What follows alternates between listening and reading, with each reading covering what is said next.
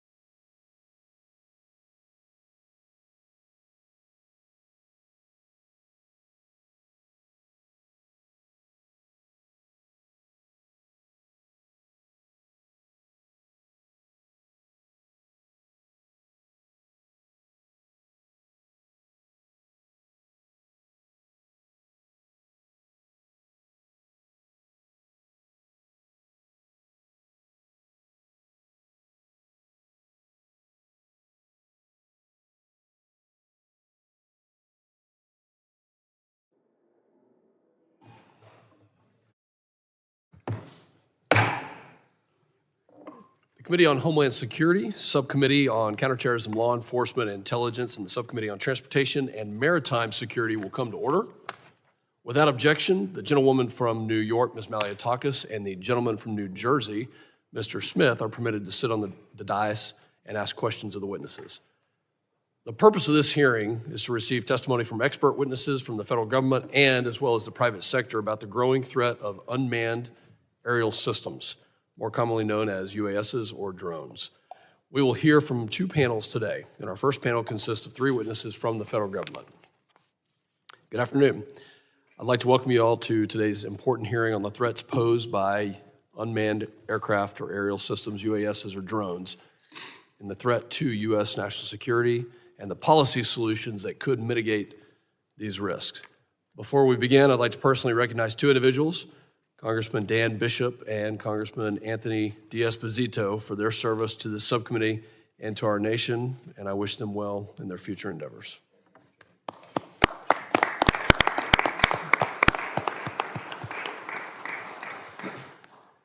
As we sit here today, we are at a critical juncture in the evolution of military technology, commercial innovation, and cybersecurity. UASs have become a transformative force. They've been used in countless positive ways that include revolutionizing many industries like agriculture, logistics, film production, and others, while also improving capabilities for humanitarian relief and law enforcement. However, as with any powerful technology, UAS have also introduced significant security challenges. In recent years, the proliferation of UAS, both domestically and abroad, has raised serious concerns regarding the potential misuse and criminal activities, espionage, and more alarmingly, in threats to U.S. national security. From foreign adversaries seeking to exploit UAS for surveillance and intelligence gathering, to the growing risk of UAS being weaponized to attack critical infrastructure, sports stadiums, our vulnerabilities are clear. The risk posed by commercial and military-grade UAS in the hands of rogue states, non-state actors, terrorist organizations, and even individuals cannot be overstated. There have already been several troubling incidents where UAS have been used to penetrate airspace, compromising not only our national security, but public safety. Threats to our homeland can also derive from the manufacturing of products that Americans frequently use. A glaring example is the widespread use of drones manufactured by Dajiang Innovations, DJI, a Chinese company whose products are deeply embedded in U.S. industries and critical sectors. These systems raise national security concerns, including risk of unauthorized data access and systemic vulnerabilities. Multiple U.S. departments and agencies have already admonished against or banned the procurement of certain UAS originating in the People's Republic of China in recognitions of the threats that they pose. Just this past October, reports indicated that CBP is blocking the importation of some UAS produced by DJI due to potential violations of the Uyghur Forced Labor Prevention Act, which is a law that prohibits the importation of goods into the U.S. produced in whole or in part with forced labor out of the PRC. We must work to protect U.S. communications equipment while strengthening U.S. supply chains by ensuring foreign manufactured technologies that pose security threats cannot operate in U.S. networks. The threats posed by UAS continues to present challenges. The U.S. border is one of the most significant vulnerabilities when it comes to this type of threat.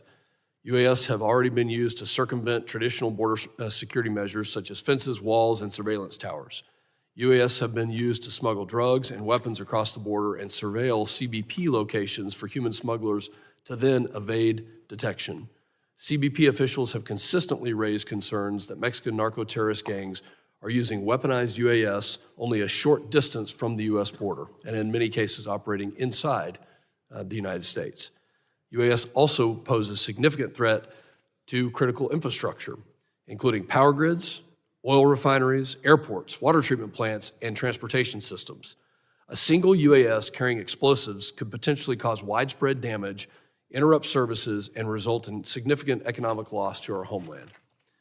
Additionally, recent events illustrate the diverse roles UAS have played in both state-on-state conflict and asymmetric engagements, such as those in Ukraine and Israel, as well as their use in potential intelligence gathering operations near sensitive military installations at home and abroad. We must learn from these conflicts to help protect our homeland security. DHS and DOJ were given counter-UHS authorities as part of the Preventing Emerging Threats Act of 2018, which became law as part of the FAA Reauthorization Act of 2018. The current authorities provided under the Act are set to expire on December 20th, 2024, just 1 week from now. Over the past years, DHS and DOJ have used these authorities to engage in activities to protect covered facilities and assets against credible threats posed by UAS, notwithstanding laws such as the Wiretap Act or the Aircraft Sabotage Act that could otherwise limit such activities. It's imperative that we not only make sure that the current authorities are extended to protect our national security, but also work together to responsibly reform the current legal authorities that provide federal agencies with critical tools to mitigate credible threats posed by UAS. I'd like to applaud Chairman Green as well as Ranking Member Thompson for their bipartisan work alongside members on T&I and Judiciary for introducing H.R. 8610, the Counter-UAS Authority Security, Safety, and Reauthorization Act of 2024. This legislation will renew and reform current counter-UAS legal authorities. The legislation will also modify and improve counter-UAS authorities of the Federal Aviation Administration, enhance important protections for the civil liberties of Americans using UAS in a legal and responsible manner, and strengthen public safety in communities throughout this nation. For instance, the legislation requires DHS to establish a counter-UAS mitigation pilot program under which selected state and covered law enforcement agencies may operate approved counter-UAS mitigation systems and mitigate unauthorized UAS operations on behalf of covered entities at a number of sites each. Today, we're going to hear from experts in the fields of national security, law enforcement, defense, and technology who will provide insights into the threats posed by the UAS and family of systems to our homeland and efforts to address these challenges. And I just want to say, if you're watching the news today, we've had several incidents that have occurred and are occurring right now in places like New Jersey. Recently, we had an incident at Langley Air Force Base. The threat is real.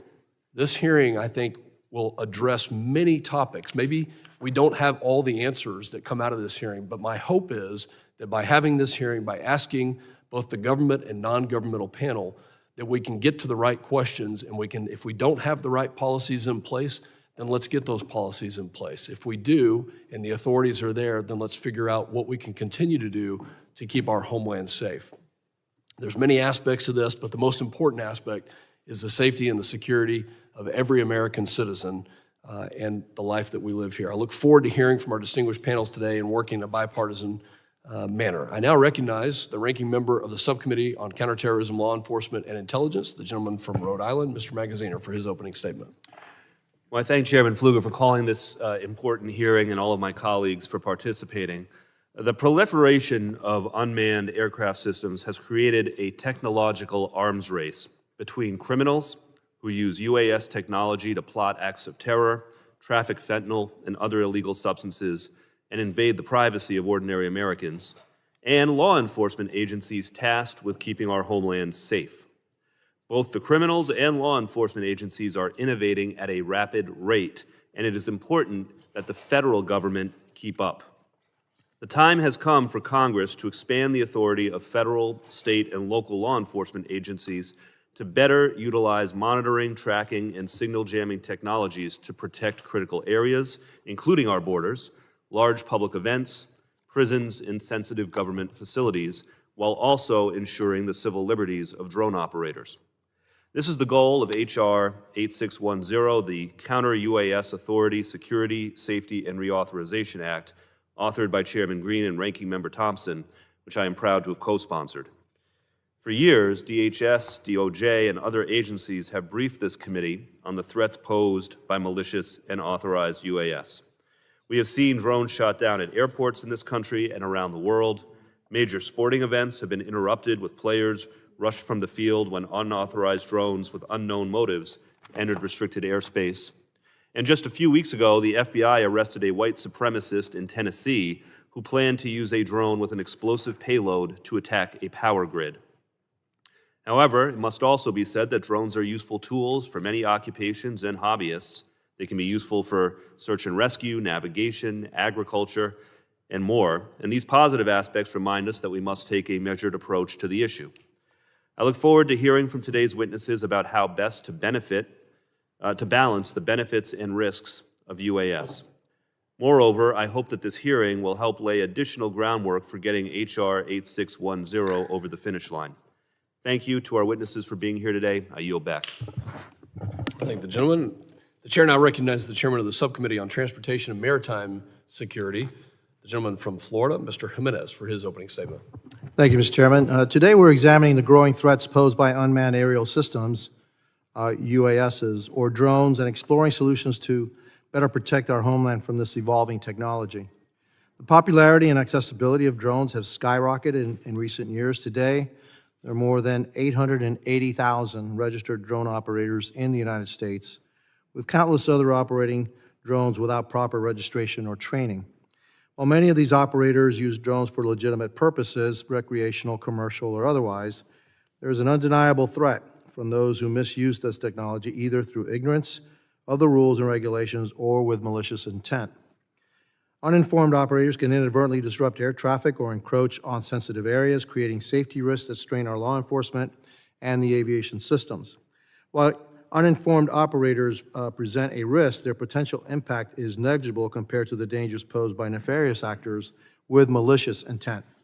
Nefarious actors, including transnational criminal organizations, terrorists, and foreign adversaries, can exploit drones to evade traditional security measures, gather intelligence, smuggle contraband, disrupt transportation systems, or even launch attacks on our homeland.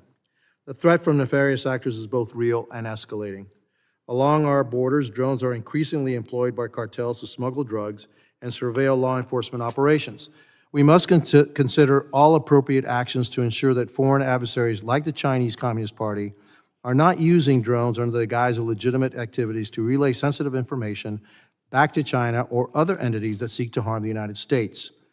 Critical infrastructures such as airports, power plants, and ports face growing risks from rogue drones capable of conducting surveillance, causing disruptions, or carrying out acts of sabotage. These risks are not hypothetical. Since 2021, the Transportation and Security Administration has documented nearly 2,000 drone sightings near U.S. airports, with major airports experiencing drone incursions almost daily. Furthermore, between 2021 and 2022, the FBI reported 235 incidents of suspicious drone flights at or near chemical plants in Louisiana. Similar UAS activity is also observed at oil storage facilities in Oklahoma and natural gas facilities in Texas, highlighting the growing threat to critical energy infrastructure. Beyond our borders, the conflict in Ukraine has highlighted the weaponization of drones in modern warfare. Both sides have employed drones for reconnaissance, targeting, and direct attacks, underscoring the ability to use drones to transform the dynamics of conflict. These lessons, both from domestic incidents and international conflicts, should serve as a wake-up call for us to bolster our defenses against the misuse of drones within the United States. Looking ahead, the stakes will only continue to rise, with major global events such as the 2026 FIFA World Cup, of which many games will be played in my hometown of Miami, and the 2028 Summer Olympics coming to the United States. We must be ready to confront these threats to safeguard critical infrastructure and ensure the safety of travelers, participants, and spectators. We have a responsibility to defend against drone threats, and the need for action is clear. We must act swiftly. Today's hearing is an opportunity to better understand the full scope of the challenges posed by drones and to explore innovative solutions to mitigate these risks.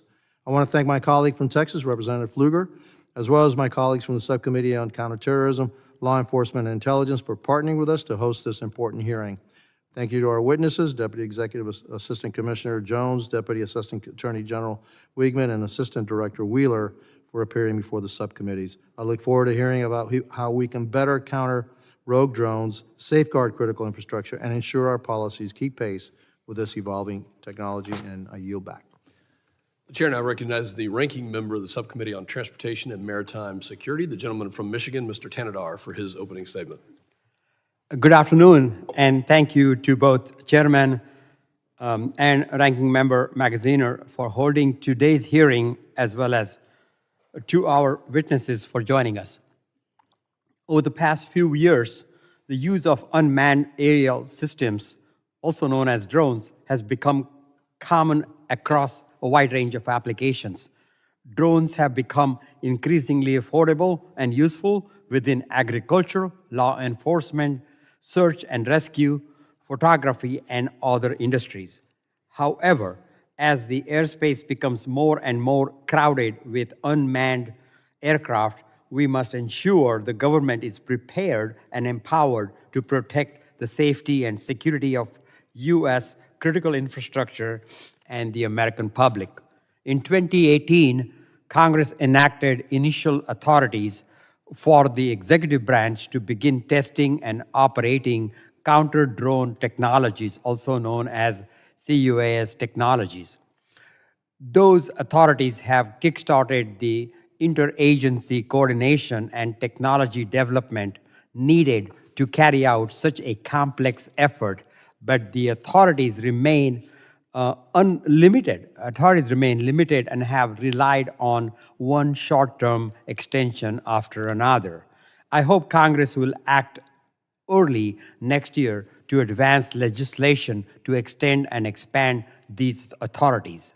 As we do so, we must ensure the government's counter-drone activities appropriately protect privacy and civil liberties and do not have unintended impacts on the safety of the national airspace. As ranking member of the Transportation and Maritime Security Subcommittee, I am especially interested in making sure airports are protected from threats posed by drones. Already, we have seen major airports shut down due to errant drones causing significant delays.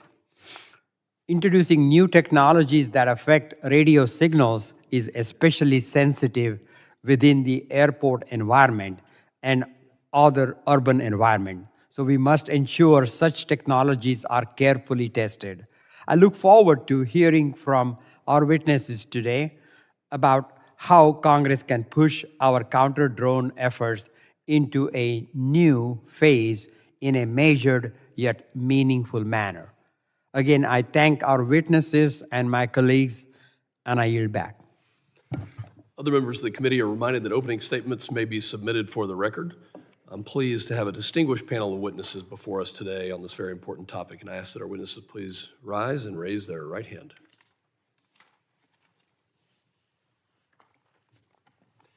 You solemnly swear that the testimony you will give before the Committee on Homeland Security of the United States House of Representatives will be the truth, the whole truth, and nothing but the truth. So help you God. Thank you. Let the record reflect that the witnesses have answered in the affirmative. I'll now introduce the witnesses. Mr. Keith Jones is the Deputy Executive Assistant Commissioner for Air and Marine Operations. He has over 32 years of law enforcement experience. Notably, he has helped found the San Diego Sector's Border Patrol Search, Trauma, and Rescue Team and was the primary driver of its national expansion. Mr. Robert Wheeler Jr. serves as the Assistant Director of the FBI's Critical Incident Response Group. His responsibilities include providing expertise in crisis management, negotiations, hazardous devices and tactical operations, behavioral assessment, surveillance, and aviation. He joined the division in July of this year. And Mr. Bragg Wiegmann serves as the Deputy Assistant Attorney General for National Security at the U.S. Department of Justice. He has spent his career as a government attorney with legal experience at the Department of Defense, Department of State, and at the National Security Council. We thank all of you for being here today. We'll now begin with opening statements. I know that you have submitted written statements as well, and thank you for that. And if you'll please adhere to the 5-minute summary of your statements. We'll start with Mr. Jones. You're now recognized. Thank you, Chairman. Good afternoon, Chairman Pfluger, Ranking Member Magaziner, Chairman Jimenez, and Ranking Member Tanadar, and distinguished members of the subcommittee. It's an honor here to be here today on behalf of U.S. Customs and Border Protection to discuss the CBP authorities and capabilities dedicated to countering threats posed by the malicious use of unmanned aircraft systems, commonly called UAS or drones. Throughout my 33-year career in border security, first with the U.S. Border Patrol and now Air and Marine Operations, I've witnessed transnational criminal organizations, or TCOs, and other malicious actors leveraging technology to circumvent U.S. law enforcement. In recent years, I've devoted significant time to understanding the increasing UAS threat to border security and coordinating CBP's strategic response. Air and Marine Operations is CBP's executive agent for counter-UAS operations. We work alongside our U.S. Border Patrol and Office of Field Operation counterparts to detect, track, and mitigate the threat of these aircraft along our borders. We also collaborate with our DOJ and FBI partners on investigations, as well as CBP Innovation, the DHS Science and Technology Directorate, Department of Defense, private industry, to identify technologies that can improve our mitigation and domain awareness capabilities. I'd like to emphasize three important aspects of this subject today. First, the current state of UAS threats to border security. Second, how our critical authorities enable us to respond. And finally, the importance of improving CBP's domain awareness capabilities and technology to detect and mitigate UAS threats. First, UAS activity along the border is increasing rapidly. During a recent 6-week period, CBP sensors recorded more than 6,900 drone flights within close proximity of our borders. It is these flights, particularly those in areas of high illicit activity, that present the greatest threat to the safety of CBP's frontline personnel, pose a serious collision risk to our crewed aircraft, and diminish the effectiveness of our border security operations. Although intent cannot be derived from border proximity alone, through our intelligence processes, CBP has associated a large percent of these drone flights with nefarious activities on the ground. TCOs have fully integrated UAS technology into their operations. Of most concern to CBP is the wide use of drones to conduct reconnaissance of CBP law enforcement personnel, their locations, and their activities. This technology enables smugglers to guide non-citizens or transport contraband across the border without encountering any law enforcement. Additionally, to a lesser extent, TCOs have used drones to fly contraband over the border. And most drones have limited payload capacity. An average recreational drone can carry only a few pounds, but the potential risk is still significant. A few pounds of narcotics, specifically fentanyl, or a few pounds of explosives could cause serious harm. The increasing use of UAS brings me to my second point. The authorities provided by Congress through the Preventing Emerging Threats Act are essential for CBP to detect and counter this serious threat. In accordance with the Act, DHS policy guidance and internal policy, CBP conducts counter-UAS operations in 10 high-risk sectors along the southwest and northern border, as authorized by the DHS Secretary. Our operations target specific threats to covered facilities or assets while safeguarding privacy, civil rights, and civil liberties. Obtaining authorization to implement counter-UAS operations is a rigorous and precise process. It requires a credible threat determination based on extensive analysis and evidence, as well as correlation with actionable law enforcement information. Using our authorities and targeted approach, CBP mitigated 86 UAS threats at the border in fiscal year 2023 and 60 in FY24. CBP also mitigated 16 UAS as Special Event Assessment Rating, or SEER, events in FY 2023 and 49 in FY24. CBP has mitigated 3 unmanned aircraft systems so far in FY 25. Finally, TCOs are rapidly obtaining larger, more maneuverable drones with a higher capacity for payloads and the ability to fly longer, higher, and farther. We're also tracking the threat of drones used for kinetic attacks with payloads of explosives, firearms, or weapons of mass destruction. We're already seeing drug cartels in Mexico use drones to attack the military, police, and their rivals. This means CBP needs these critical authorities, advanced technology to maintain the strategic advantage and continued commitment to achieving persistent domain awareness. CBP is dedicated to our security mission, and with your support, we will continue to counter this rapidly evolving threat and expand our risk-based implementation of counter-UAS operations along the border. Thank you for the opportunity to appear today, and I look forward to your questions. Thank you, Mr. Jones. The chair now recognizes Mr. Wheeler for his opening statement of 5 minutes. Thank you, and good afternoon, Chairman Pfluger, Chairman Jimenez, Ranking Member Magaziner, and Ranking Member Tanadar, other distinguished members of the committee. Appreciate the opportunity to testify on behalf of the FBI. I currently serve as the Assistant Director of our Critical Incident Response Group in Quantico, Virginia. I've done that since July, as you've mentioned. In that capacity, I lead the FBI's efforts regarding both our pre-crisis planning and response to critical incidents and major investigations, which includes responsibility for our counter-unmanned aircraft program.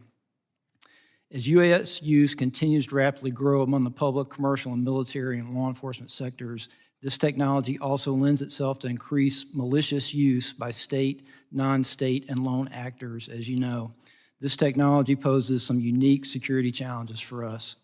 Just this year alone, we've seen concerning increase in the use of UAS in the commission of crimes with the intent to cause injury to U.S. persons on U.S. soil. A Chinese national recently pled guilty to 2 misdemeanor counts for using a UAS to conduct espionage at a U.S. naval facility in January. We believe UAS are being flown for similar purposes over sensitive facilities across the United States. Just last month, the subject was arrested and charged in Tennessee for attempting to use a UAS with an explosive device to destroy an energy facility. That is the same case mentioned by the ranking member. That subject was driven by an ideology to disrupt society through the collapse of the national power grid. Those are 2 examples of the evolving ways that UAS are being used to harm us and our interests. With the enactment of the 2018 Preventing Emergency Threats Act, the FBI was granted the authority necessary to mitigate a range of UAS threats in the protection of special events, emergency response, federal investigations, personnel, and facilities. Specifically, the legislation authorizes DOJ and our partners at DHS to conduct counter-UAS operations in limited circumstances to identify, track, and mitigate credible threats. I'd stress the importance for reauthorization of the counter-UAS authorities, as you know, expire December 20th. Failure to extend the authorities beyond then would cause significant impacts on our ability to protect the public. A durable extension is also extremely important. Our experience has taught us that short-term extensions to counter-UAS authority effectively prevent the Bureau and our partners from budgeting and staffing in ways which would allow us to execute a long-term strategy. We know that Congress is considering extensions of 5 years or more, and we thank you for that consideration. The FBI strongly supports pursuing expanded counter-UAS authorities for state, local, tribal, and territorial partners as robustly and swiftly as prudently possible. SLTT partners have repeatedly informed us that existing counter-UAS authorities are inadequate. Since our counter-UAS authority was granted in 2019, the FBI has adopted 69 operational missions using this authority and provided limited support to 121 other events. We've detected over 1,000 UAS in violation of federal law during these missions. One example, at the Boston Marathon this past April, our team mitigated a UAS threat, which resulted in the capture and prosecution of a subject.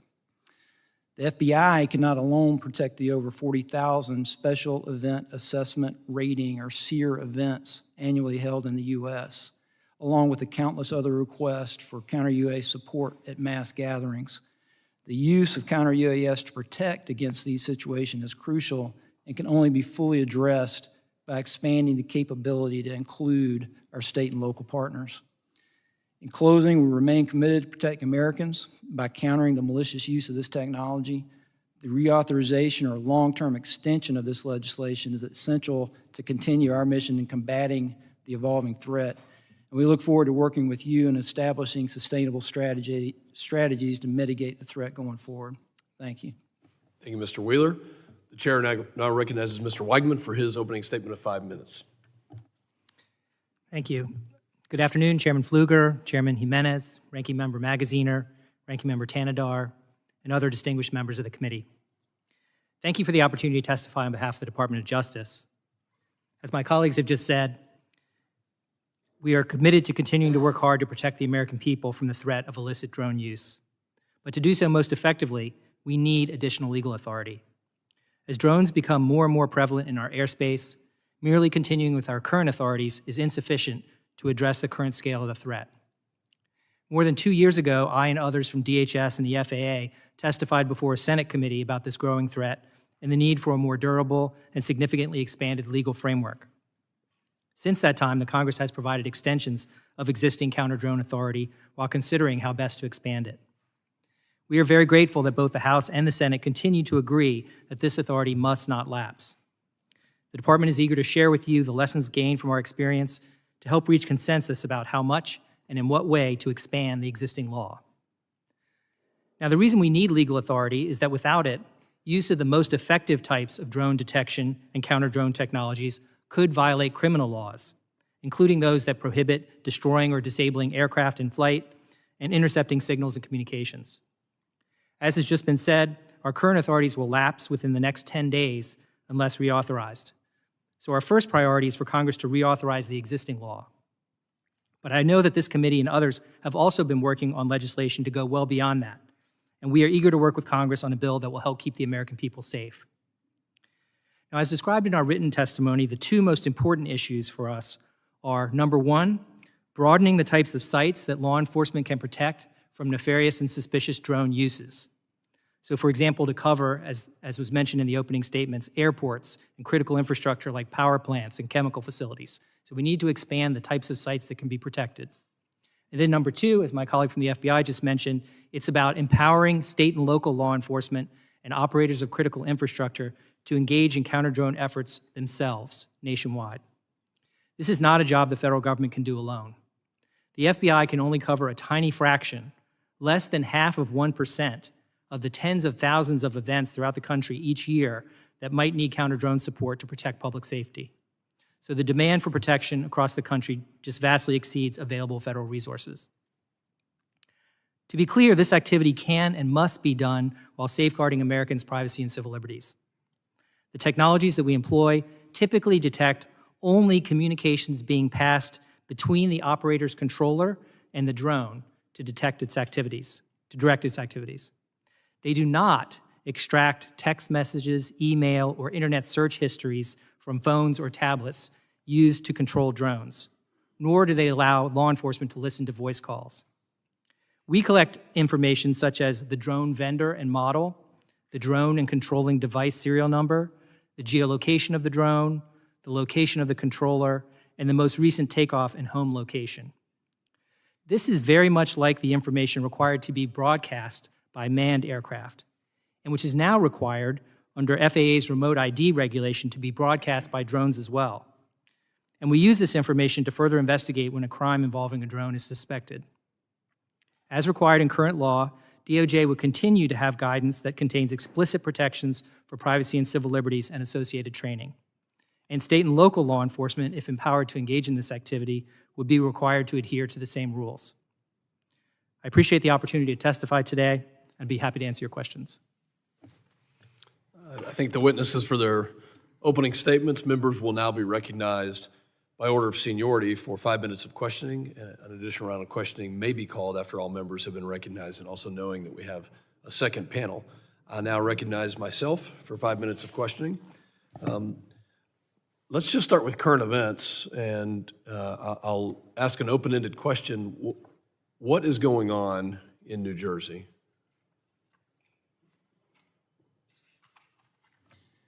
So, sir, the FBI and our Newark field office, along with the state and local partners there, the Bureau is actively investigating the situation you mentioned, just the unexplained sighting of drone activity over that part of New Jersey, including proximity to sensitive sites and areas of concern. So we do not attribute that to an individual or a group yet. We're investigating, but I don't have an answer of who's responsible for that, of one or more people that are responsible for those drone flights. But we're actively investigating. What the Bureau has done to aid our state and local partners is what we generally do, enlist the help of the interagency, enlist the help of the public. There's a tip line there, that 1-800-CALL-FBI, tips.fbi, for information from the public that could help us resolve this.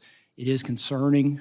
Is the public at risk? Is public safety at risk? Are we concerned that there are nefarious intentions that could cause either national security or a public safety incident that would put Americans at risk? There's nothing that is known that would lead me to say that, but we just don't know, and that's the concerning part. I think the fact that we have these unknown drones, UASs, that are flying over either critical or sensitive facilities is exactly why we're having this hearing. And Mr. Jones, actually for anybody on the panel, let me just say, we go back to last year, there were incidents, including Langley Air Force Base, where for over a week we had unknown drones flying over a very sensitive military installation with F-22s and other weapon systems on the ground. And I think that was cause for concern. So from a DHS standpoint, either on a border mission or from an FBI or DOJ, you mentioned, Mr. Wheeler, we don't necessarily have the authorities we need. Why can't we take action against these drones that are flying over sensitive sites? Why are we not taking action against drones that are flying over sensitive sites?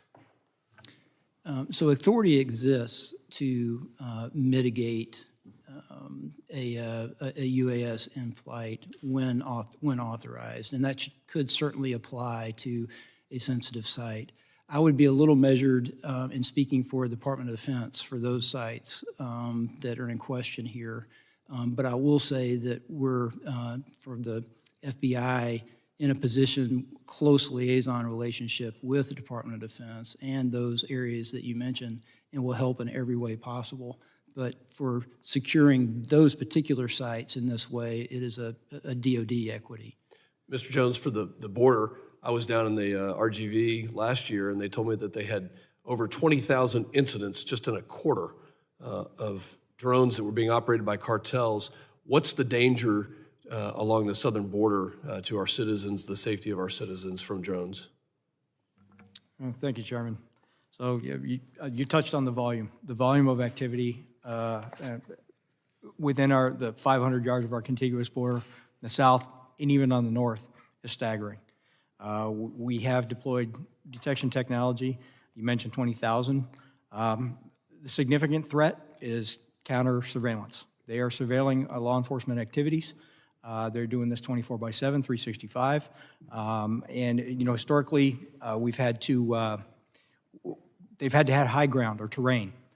Now everywhere's the high ground. This is their high ground. They can see what's going on. Exactly. Do you have the authority to mitigate those physically or by other means? So the Secretary has designated certain areas along our border as covered facilities. So yes, the capability exists and the authority exists in those covered areas. Have those types of mitigations taken place? Are we actively mitigating? We are actively mitigating, yes, sir. And how many, my time is expiring, but how many events are we experiencing per year along the southern border? So for example, last year, if we look at 45,000 detections on the southwest, of those, 2,500 plus or minus actually made an incursion. So now we're talking about a very small subset. A lot of the surveillance is taking place outside of our jurisdiction in foreign airspace. That makes it particularly challenging for mitigation. I bet we'll get back to these. My time has expired. Now recognize the ranking member for his 5 minutes of questioning. Thank you. I'll pick up on this same line of questioning. When a number of us visited the southern border last year, we heard from your officers about the challenges that drones were posing. And one question I have is, I understand they're being used primarily by the cartels for surveillance, to see where your officers are so that they can, more effectively traffic people, narcotics, firearms, et cetera, across the border. Do you see any evidence of the cartels using drones to actually move some of that contraband? Like, I'm thinking specifically of fentanyl. Are they using UASs to actually move fentanyl across the border? We have yet to see fentanyl being moved via UAS. We have seen other narcotics, albeit in small quantities. From a cost model, it's not as effective for cartels because the payload capacity is so small, they have to make multiple trips. We have seen cocaine, we have seen heroin, we have seen methamphetamine, we've seen weapons. So there is a threat of moving contraband across our borders.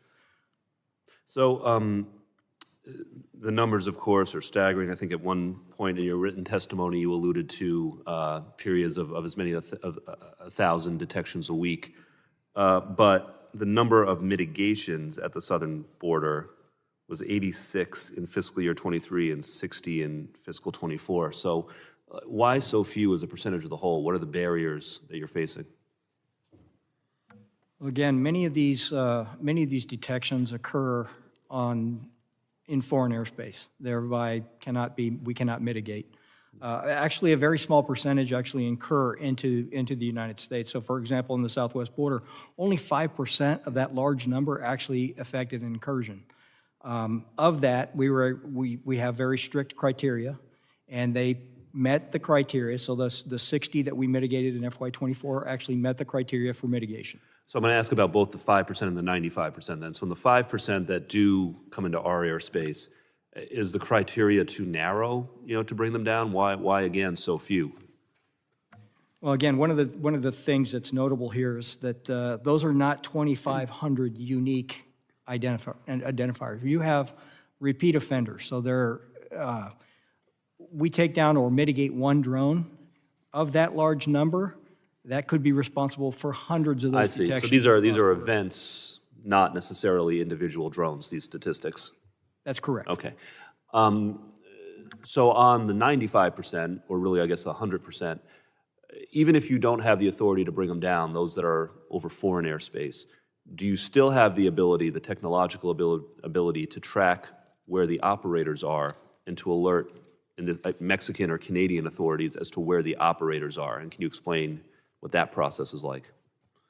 Absolutely. And we do communicate directly with our foreign partners, and our communication is healthy, our sharing of information is healthy. And so what you just described is exactly what we do.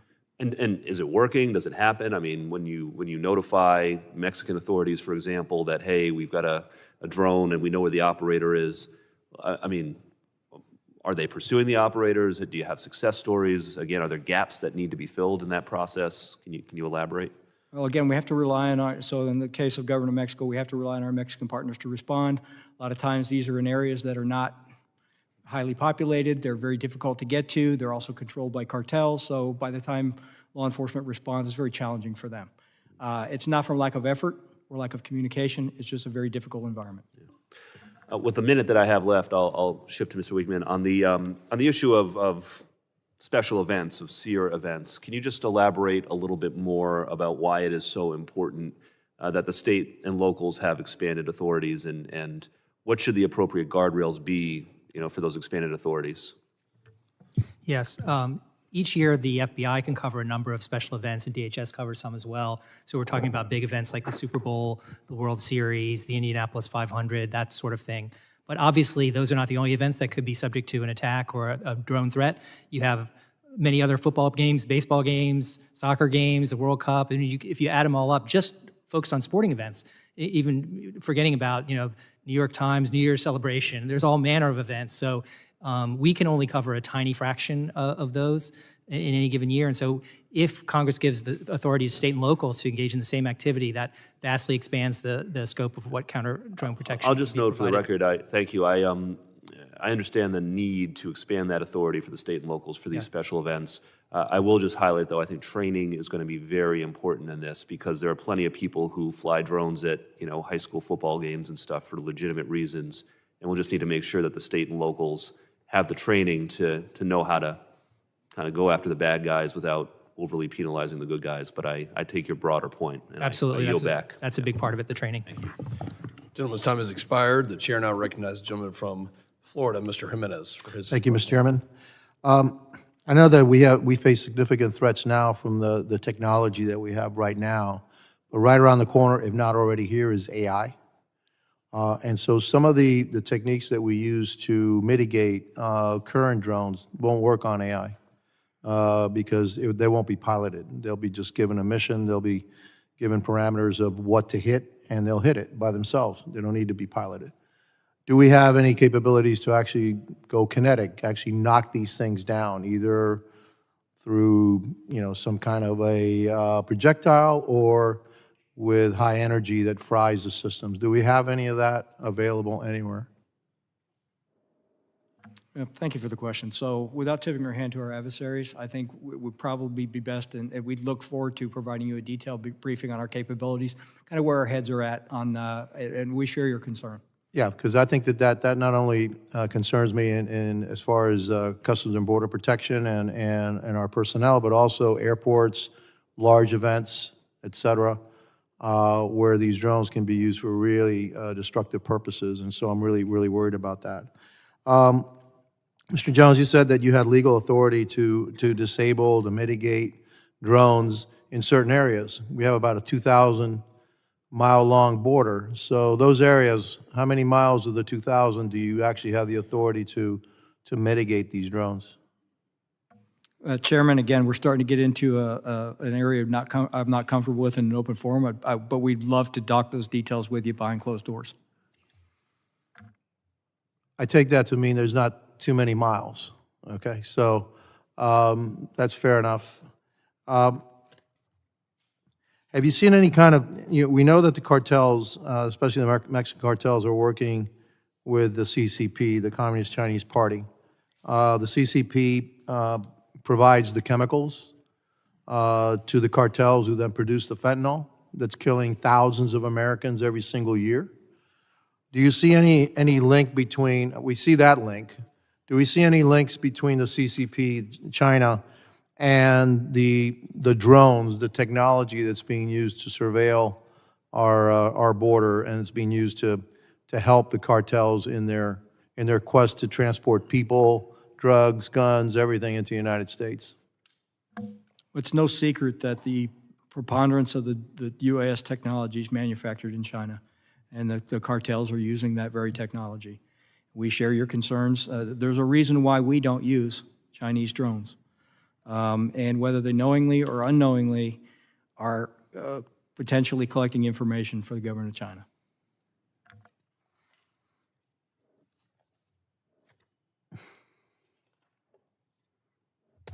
That's it. That's all the questions I have. Thank you.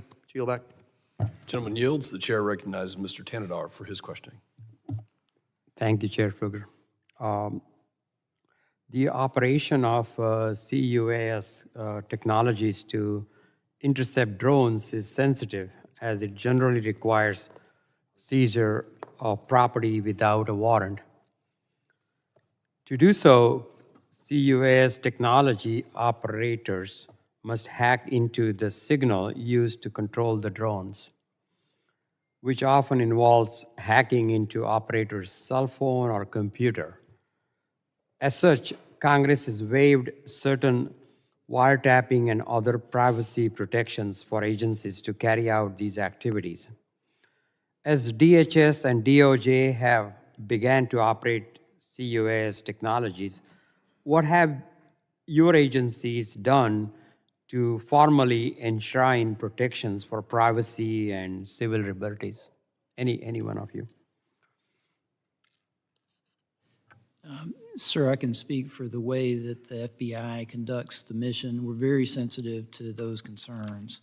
The information that is captured electronically from our technology that we use is just the information that has to do with the control of the drone, the flight, the telemetry data, if you will. Even if it is being operated by a personal device like a cell phone, for example, the technology that we use does not capture any other information from there, and we're very sensitive to how that is collected. And whatever that information that we collect, we don't maintain it if it's not threat, if it is not part of a case. If it is part of something that we investigate, then our regular guidelines of legal process and how we would maintain evidence apply. But we're very sensitive to privacy concerns and making sure we get it right and do it correctly. All right. Thank you so much. Congress is currently considering authorizing a pilot program for state, local, tribal, and territorial law enforcement agencies to operate CUAS technologies. Expanding these authorities must be done carefully, as doing so requires waiving wiretapping protections and other critical protections to place to protect privacy and civil liberties. How can we ensure the operation of such technologies, potentially by a large number of law enforcement agencies, will be closely coordinated with and overseen by federal authorities? Mr. Wiegmann, most critically, how can we protect privacy and civil liberties? Thank you for the question. So if the pilot program, the state local pilot program that you mentioned is adopted, there would have to be, the law would require training for all state and local officials. It would also require them to follow the same procedures that my FBI colleague just mentioned in terms of the type of technology they can use, the type of data that they can collect, the rules of engagement, what type of facilities they can correct so that they do it safely. They'd have to work with the FAA. All of their activities would have to be approved by DHS and Department of Justice working with FAA. So it's quite a labor-intensive kind of process that we're envisioning under the state and local pilot program to basically get state and local authorities up and running so that they can mirror and do the same things that, that we do at the federal level. And that includes protecting privacy and civil liberties. Thank you. Thank you so much, and I yield back. Gentleman yields. Chair now recognizes the gentleman from North Carolina, Mr. Bishop. Thank you, Mr. Chairman. How do I pronounce your name? Is it Wiegmann? Or It's Wiegmann. Wiegmann. Yeah. Mr. Wiegmann, I want to bore into this just a little bit more. So, and some of the questions have indicated and the answers indicate you got to be careful about revealing specific technological things. But I noted one thing when you were testifying, you said that the reason you need expanded authorities, I believe I got this right, is that the effective technologies to deal with this could violate laws on intercepting aircraft in flight and intercepting transmissions. Did I get that correct? That's right.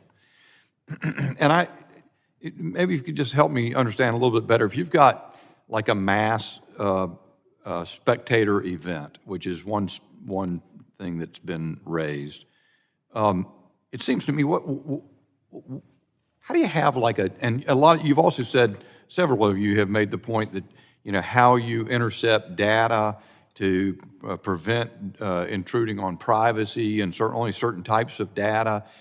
And I must tell you, that has a sophistication level I don't really understand. Why not just have a rule that anybody who flies a drone near a mass spectator event, the drone's going to be destroyed in the air? Is that something that it'd be hard to do? And then why do you need to intercept data in order to do that? If the object is there, destroy it. So it's a good question. I think the way it works, as I understand it, and my colleagues can talk about this operationally, if you had, let's say, a football game, and you would have a perimeter, it would be declared as a temporary flight restricted area. Okay. So around that, you're going to have a buffer zone. You have an area where it's a no-go, and then you have a larger area around that where you might want to detect what's flying, and then you have a larger area around that where you might be tracking, but regular commercial drone use is okay. And so as they're getting closer and closer to the facility, you're detecting originally the signals to see what is that drone. You're trying to identify the drone. Oh, is that a UPS? Is that like a long distance radar or something like that? Exactly. Heads-up So radar is that a UPS drone that's just delivering a package somewhere? Let it go on its way. Is it getting closer and right into the zone where you're going to have to do something against it? So it's kind of a calibrated thing, and as you get closer and closer, then that's where you take the opportunity to use the technology to jam it. Is most frequently rather than destroy the drone. You're interfering with its navigation in a way that confuses it and requires it to land. And that's what they do in these scenarios to make it land somewhere rather than it's not the same as like shooting it out of the sky is my understanding of how it works. You're instead using electronic things to bring it down. So that's essentially how it works. Is the technology, and I've always been curious about that. I've asked that, first time I asked it in a hearing a couple of years ago, there's a Twitter of laughter throughout the room about naivety of thinking you could destroy the thing in the air, and I guess maybe if it leaves debris to fall or something, I could understand It could be that. dangerous also, I think. Yeah. If you were just to kinetically destroy it, I imagine there would be some hazards with that. Should the average person looking at this or the average congressman trying to understand it believe that these technologies where you can use electronics to force the device to land are successful or have a high degree of reliability? Maybe I'll direct that to Mr. Jones. Yeah. So there's also non-destructive kinetic capabilities. So one thing from a law enforcement perspective we have to remember is that if we can capture a drone, there's a forensic capability that allows us to glean information.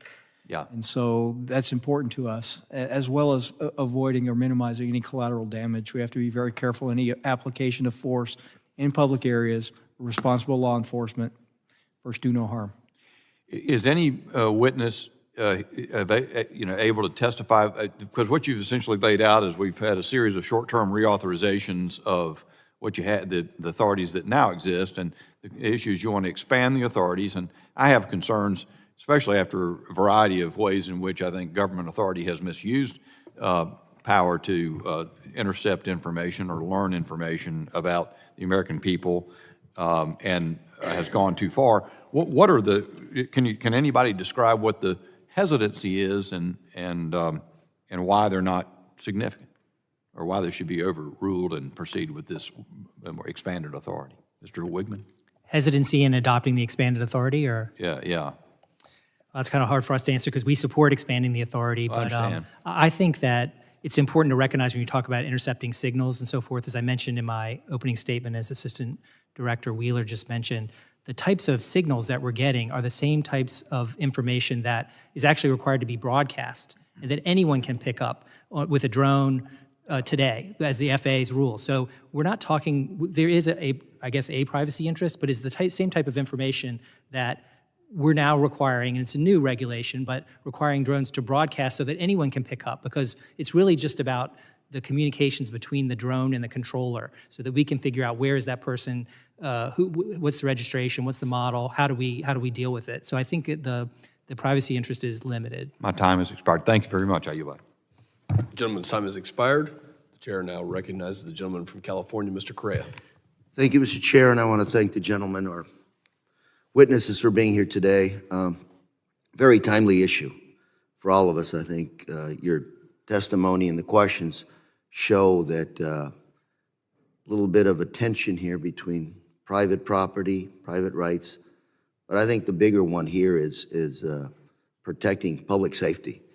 A couple of times back home, I had the chance to see some drones flying over my house, looking in my backyard. Frustrating, angry, didn't have any kinetic weapons with me, so they came and went. But on a serious note, I'm home to Disneyland. Worldwide, it's still viewed as an American private enterprise symbol. I've got the Anaheim Ducks Arena, OC Vibe that's being built right now, the Anaheim Ducks, SoFi Stadium nearby, World Soccer Cup coming to our area very soon, Olympics coming soon. So target-rich environment, so to speak. And what you're saying, Mr. Wiegmann, specifically, you said that federal government does not have the bandwidth to really protect all of these sites, yet we're still not at a point where we can share the authority information with state, local, federal authorities. And I hope we don't have to wait for a federal law to be passed to get there. My local sheriff in Orange County has a fusion center. Fusion centers exist across the nation where federal, state, local, FBI, every agency collaborate, share information, because when it comes to these drones, time is of the essence.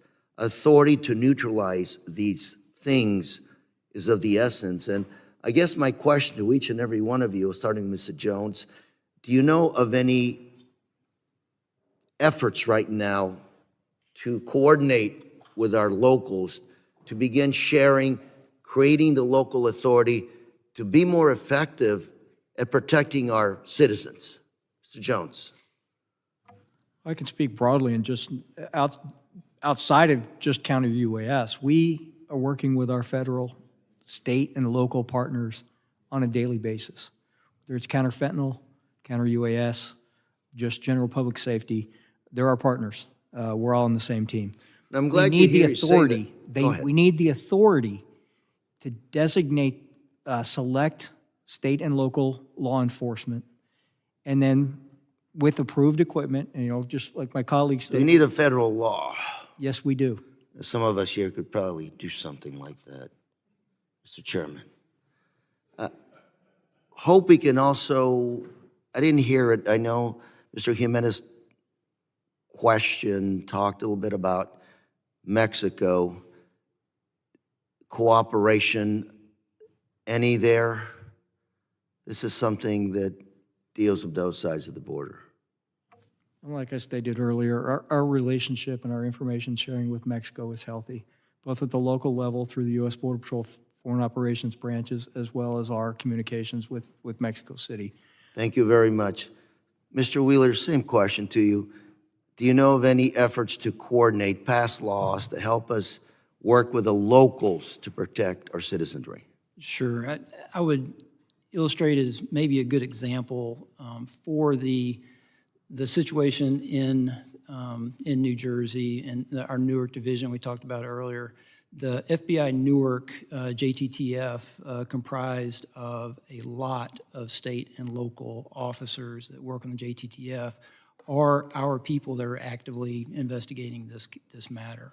Are there any efforts to pass legislation that you're aware of to give the locals the authority to neutralize, monitor these aerial vehicles? Well, that's not my purview for the legislation, but I can certainly tell you, I support capacity building for Mr. state Wiegmann, and local my powers. last 30 seconds. That's what we're here for, Congressman. There's a Senate bill, there's a couple of House bills. All of them, to different degrees, would provide additional authority to the states, both at a minimum to do detection only, and then on a pilot program Beyond to do those the bills, mitigation as well. So do you that's see what we're here for. beyond those bills, any other authorities that are needed to be vested in the locals to do their job? I think those bills are where we should focus, At this and coming time. up with something that's will work. Thank you very much, Mr. Chairman. I'm out of time. I yield. Gentleman's time has expired. The chair now recognizes the gentleman from Louisiana, Mr. Higgins. Thank you, Mr. Chairman. Gentlemen, thank you for being here today.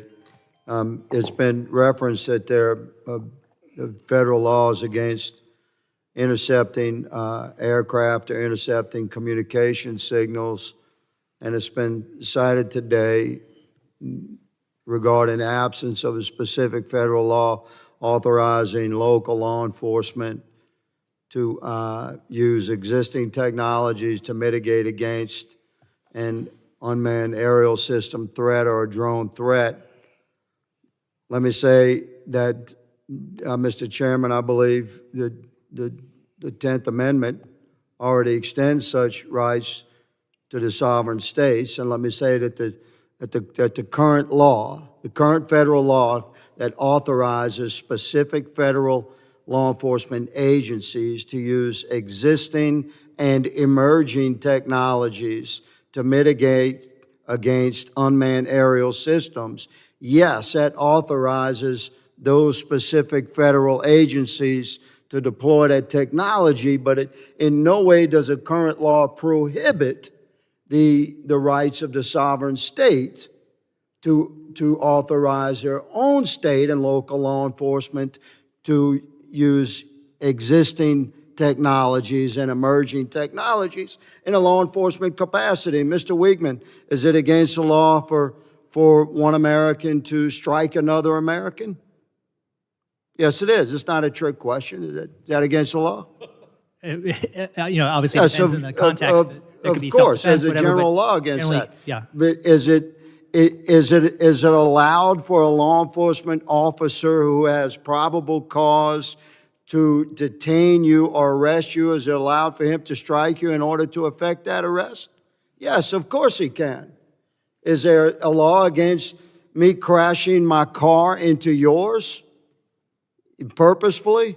Yes, there is. But Mr. Jones, are you familiar with the pit maneuver?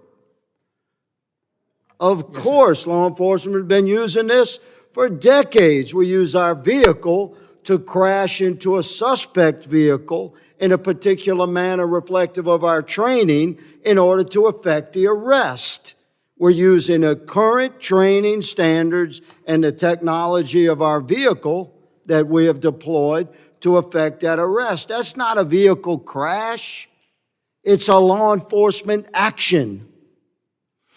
That's broadly known. Everyone knows it's against the law for one American to shoot another one. But a law enforcement officer, in order to effect arrest, if he needs to escalate to lethal force, we know a law enforcement officer has that authorization through federal and state laws. So, yes, there's plenty of laws. You guys love to cite these laws that exist so we cannot intercept an aircraft. We understand that.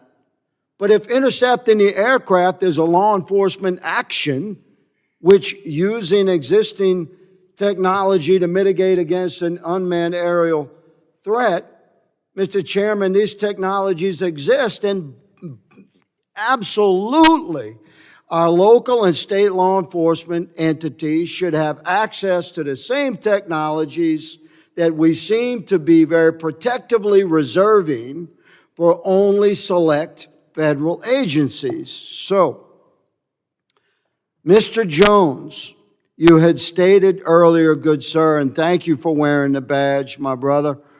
You had stated earlier that yes, you're deploying these systems, but please clarify for America that there are great restrictions on actually deploying the technology to land a drone. You're using the technology primarily to track criminal drones, but you're not using that technology primarily to land drones, which is what the technology does. Am I correct in that assessment or not, Mr. Jones?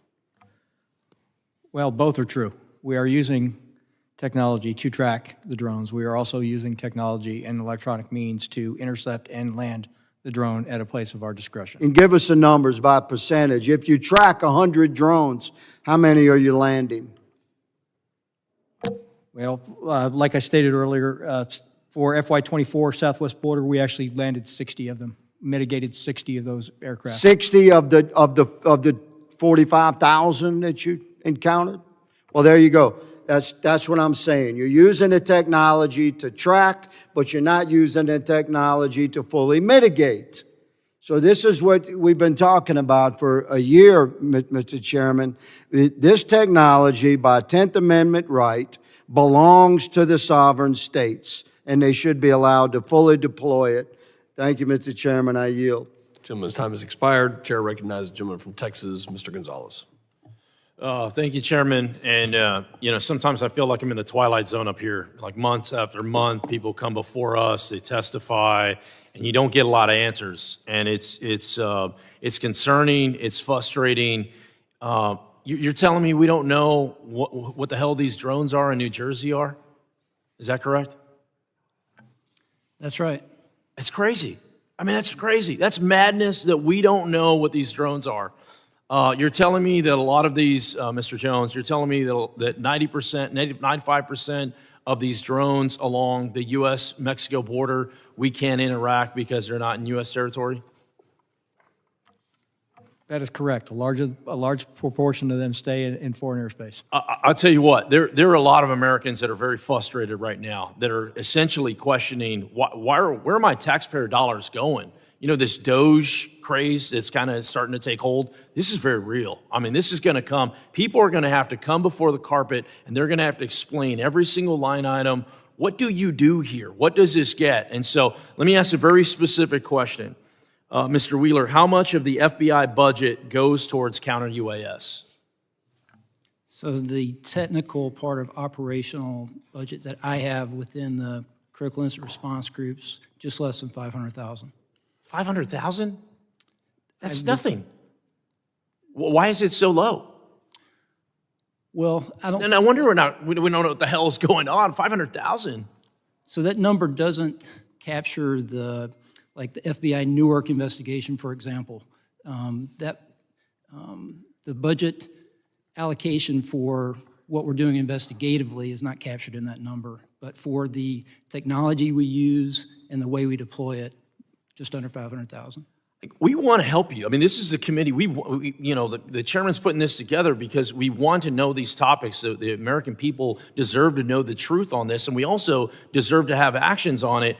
And if it's a budget issue, no problem. But it's also what is our money getting us? Clearly, not a whole lot.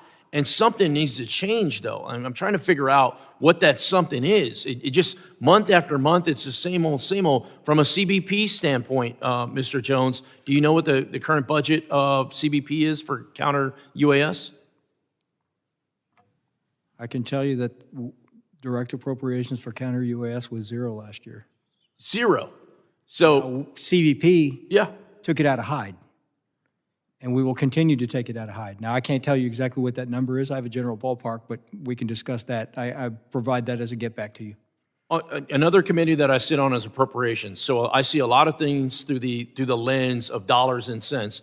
If you're putting 0 on the board, you're probably not going to get a lot of success. And it's not fair. A lot of people talk about the border. I represent the border, nearly half of the southern border. I've been out there with these agents in the middle of nowhere that are essentially alone and unafraid, making do with what they have. It's not fair to them, and ultimately it's not fair to us to have them combat against some of these drones that are happening with a 0 budget. I mean, it's just madness. So I guess I have other line of questioning, but I don't want to embarrass anyone. I would just say, I would be very interested in partnering up and figuring out what we need to do in order to find and answer some of these questions. What resources do you need? The technology is already out there. Drones, this isn't new. Drones are 100 years old. This isn't state of the art. Drones are old technology. The fact that we don't know what's flying in our airspace is only the tip of the iceberg, what's to come. We have to fix this. And I want to partner up to fix this. Part of that is finding out the proper resources you need, training, authorities. I get the authorities piece, but it's a cradle to grave type of situation. It cannot just be, the answer can't be we don't know. And the answer can't be 0. I mean, we got to do better than that. And if we don't, I suspect not good things will happen. So thank you, gentlemen, for coming before us and testifying. I look forward to partnering with all your agencies. I yield back. Gentleman yields. Chair now recognizes the gentleman from New York, Mr. D'Esposito. Thank you, Chairman. And I sort of feel the same way as my good friend, Mr. Gonzalez. This is like deja vu. We've been talking about this for a long time and seems to be not getting much answers. I mean, the chairman and I visited New York City probably close to 2 years ago. We met with the leadership in the NYPD. It was probably one of the most rapidly growing drone use in the country. And my vision on jurisdiction of taking down drones may be different from others here. But first, I think it's important to quickly focus on stuff back at home. I mean, these drones over New York and New Jersey, flying over critical infrastructure, flying over some of, whether it's the Verrazano Bridge or others, I mean, I have to agree with my colleagues. The fact that we continue to say that we don't know what they are, we don't know what they're doing. I mean, the American people are looking at us and they think that we're lying to them because they think, how could you possibly not have answers to drones flying over some of the most critical airspace in the country? So, I mean, if we're expecting the American people to believe in the information that we're giving them, I think we do need to do better. And that's none of your fault. I mean, the fact that there's only $500,000 in drone expenditures appropriations. I mean, that's absolutely insane, and I hope that it's something that my colleagues work on. But as many have already pointed out, drones continue to rapidly advance and become more readily available. Along with the expansion, threats from drones being used by bad actors have only increased, as all of you have mentioned. Right now, counter-UAS authorities are restricted from local law enforcement agencies, leaving it largely in the hands of federal agencies. So, Mr. Wiegmann or Mr. Wheeler, very simple questions. Do federal agencies have the ability to assist local law enforcement agencies with their counter-UAS capabilities everywhere and every time it's needed? Not today. That's what we're seeking from the Congress. Yep. Yeah, that's absolutely correct. Are there events and places that would benefit from counter-UAS capabilities that federal agencies are simply not able to cover? Absolutely. There are. Yes. All right. In your submitted statement, you both said, quote, we need to empower state, local, tribal, and territorial law enforcement agencies across the country, which are primarily responsible for keeping our citizens safe at the local level, to take the steps needed to protect their communities from the emergency threat. This past year, right in my district, in the middle of my district in Nassau County, we hosted the 2024 International Cricket World Cup, including the India-Pakistan match. While there were drone-related threats from ISIS ahead of the tournament, the federal government was only able to assist with their counter-UAS capabilities for a small portion of the tournament. What is the current impact of local law enforcement not having these authorities? And I'll leave that to any of you. Well, I think that's the main thing, is the capacity. We need more capacity to be able to do the mission. And we strongly support state and local jurisdictions having that capacity and the authority and the ability to help. Right. And I think I'm sorry, Mr. Wiegmann, I didn't mean to interrupt. No, that's right. And just to answer your question also, and Mr. Congressman Gonzalez as well, I mean, I think all of us on the panel share your view that we need to do more and more resources. If we do get the authorities, we will certainly need more resources. Right. Even if state and locals are doing it, that will require training and additional work and approval on our end. So more resources, more authorities, those are all things that we would support. Yeah, and I think it's important to point down and to spread the message, because I think there's a lot of false information being spread about law enforcement agencies trying to say that, well, they don't want this added enforcement. They don't want to take on this responsibility. I mean, we had a hearing in this room just hours ago where the commissioner of the Nassau County Police Department, Patrick Ryder, was here, and he has been advocating in his position as commissioner, as his position as a member of the Major City Chiefs, that this is something that local law enforcement agencies, not only do they need it, they want it. And I think that we have the opportunity throughout this country to make sure that law enforcement agencies, there is some sort of consolidation. There are many law enforcement agencies that border one another that could help each other deal with this, I'll call it a burden, but this added burden. But they're willing to do it. Why? Because it makes sure that people can be kept safe.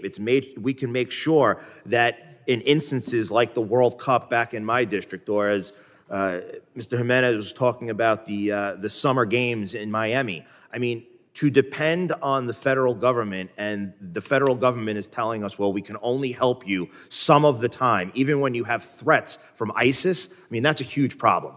And it's one that we need to address not only here today, but moving forward. And Mr. Chairman, my time has expired, but thank you for continuing to bring this to light. Gentleman's time has expired. The chair recognizes the gentleman from Arizona, Mr. Crane. Thank you, Mr. Chairman, for holding this hearing today. Thank you, gentlemen, for coming today. I got an article right here, mystery drone spotted over New York, New Jersey, prompt calls for federal investigation. I believe this was Breitbart News. I want to start with you, Mr. Wheeler from the FBI. What can you tell us about what you guys do know? So the public reports and what we have from eyewitness sightings, some of those very credible police personnel and others are what we describe as unidentified drones. We do not know the particular specifics of what those drones are. Some are described as being slightly larger than a commercial available drone. Fixed wing as well as rotary.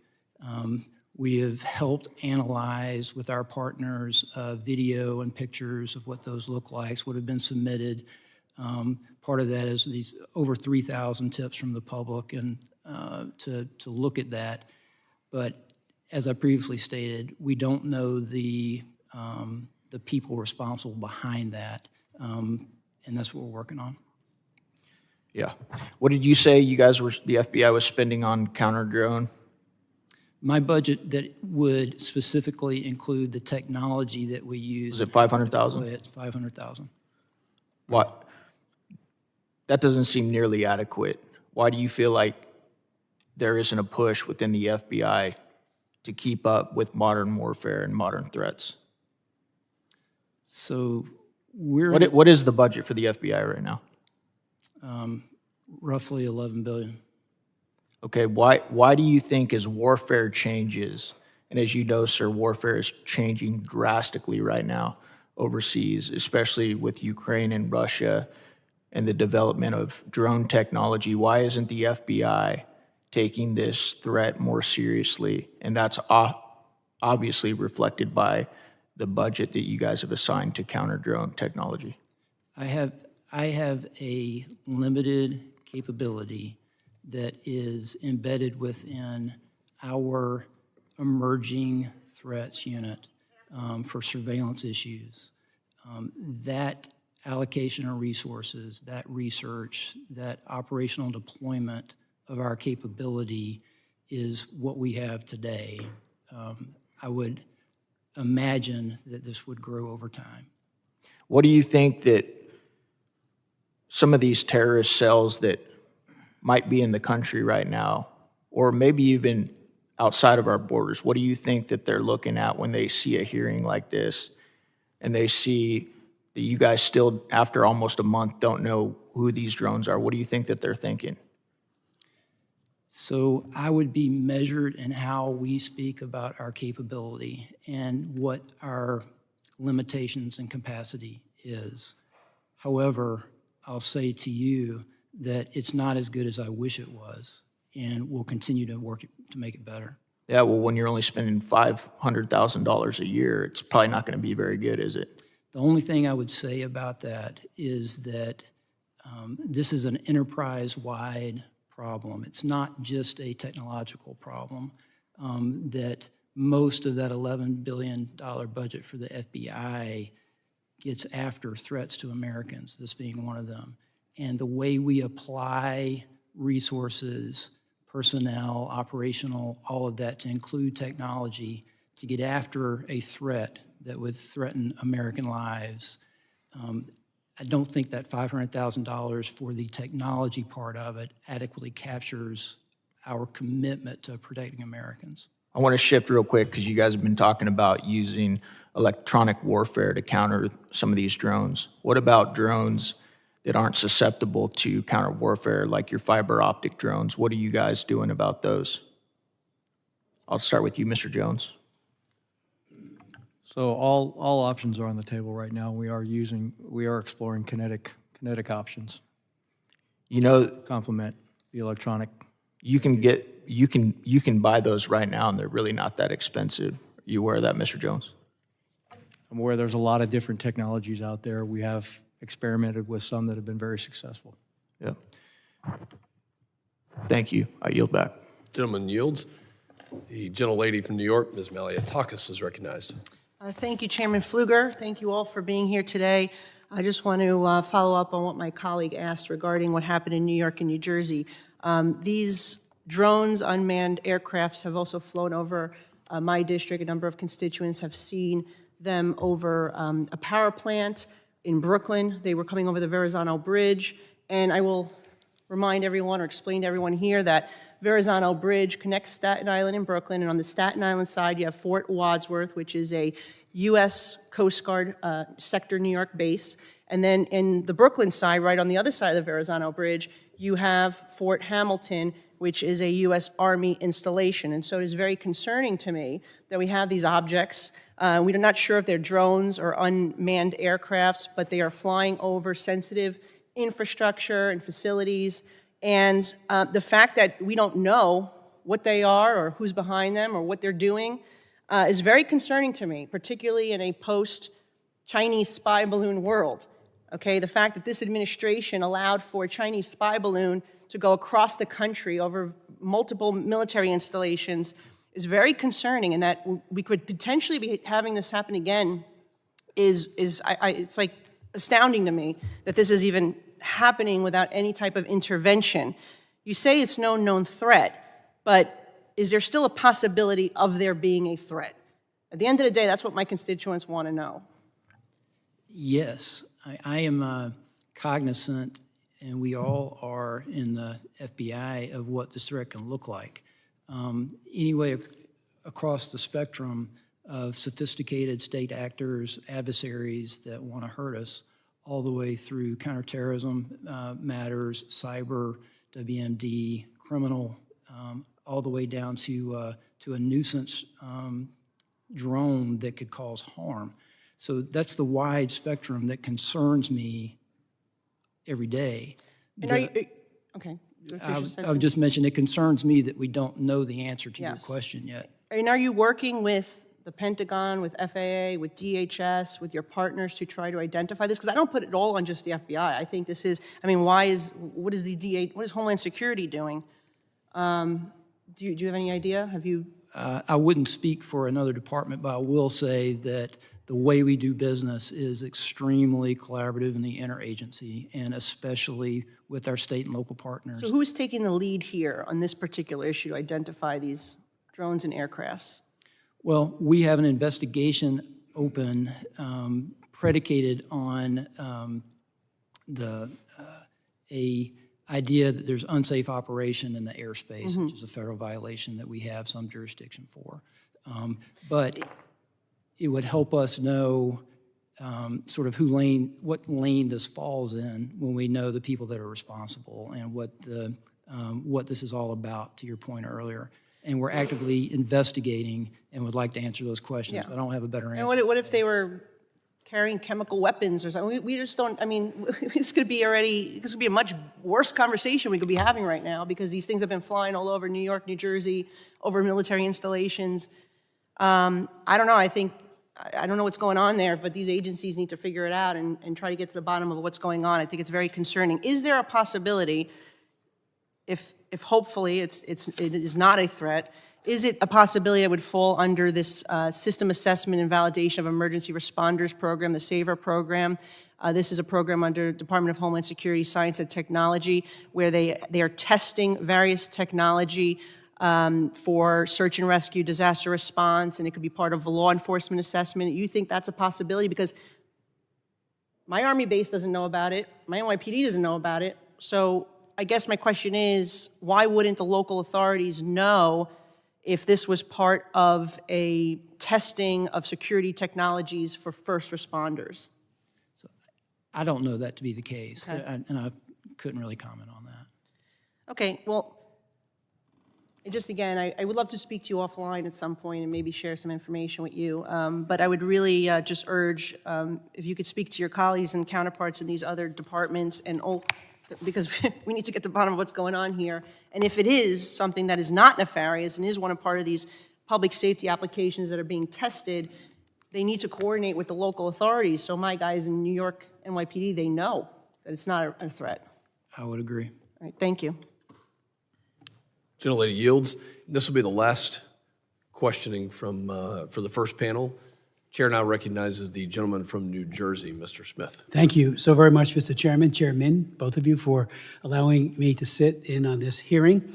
I've been in Congress 44 years, and I have lost track of the number of times when we seemingly did not adequately assess a threat. I had one of my service members from the Marines in the barracks in Lebanon when that terrible, horrible deed was committed by Iran. Actually, after we got hit in Dar es Salaam and in Nairobi in 1998 by Al-Qaeda, I chaired all the hearings. We had the Chairman of the Joint Chiefs of Staff come and testify as Admiral Crow. And they kept saying, everyone, no one thought that Al-Qaeda would hit there.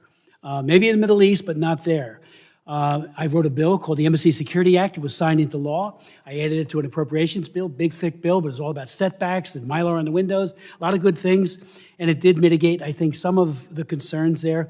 But we always seem to miss something, and I'm very concerned that we're missing something here.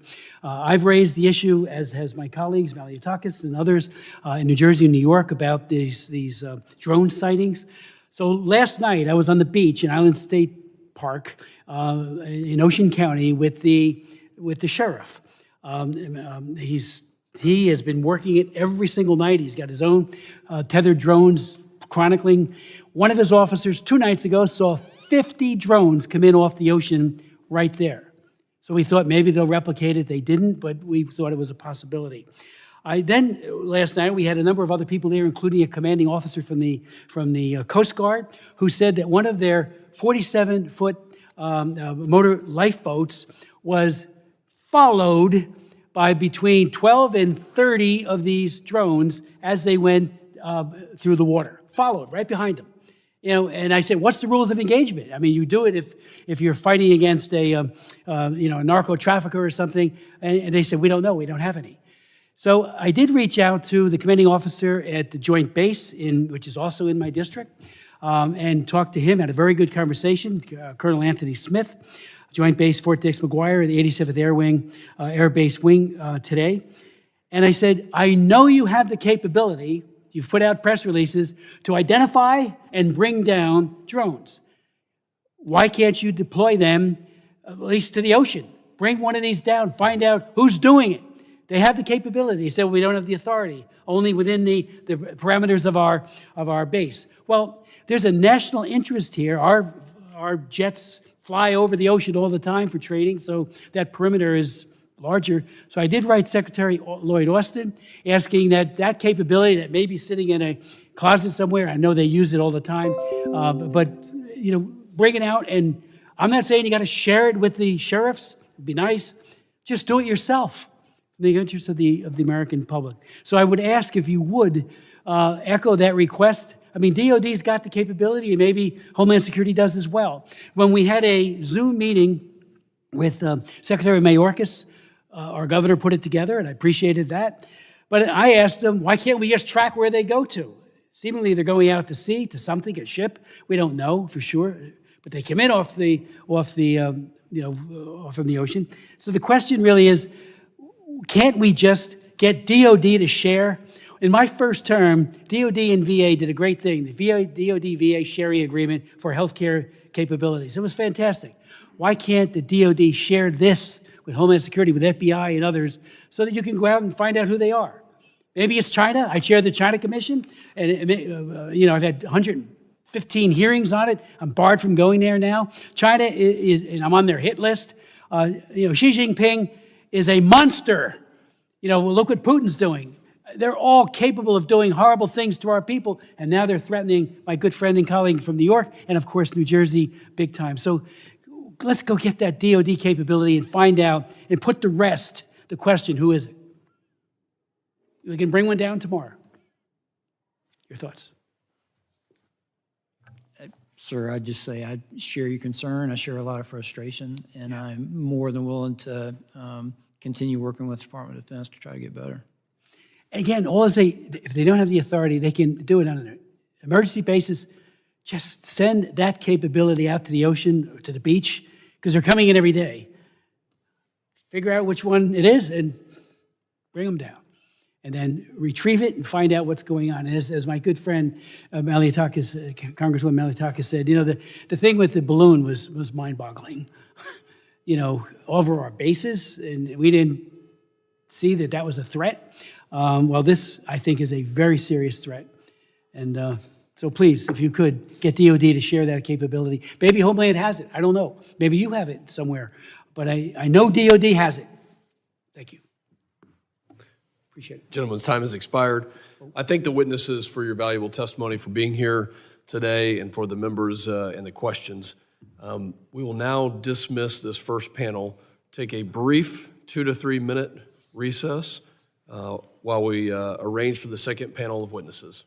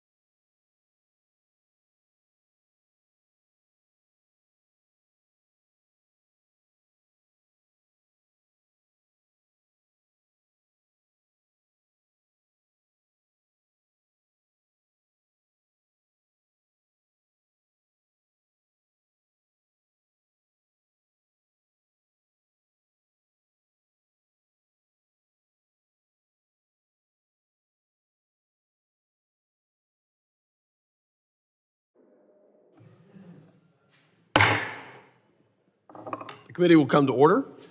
I'm pleased to have the second distinguished panel of witnesses before us today on this very important topic, and I ask that our witnesses please rise and raise your right hand. Do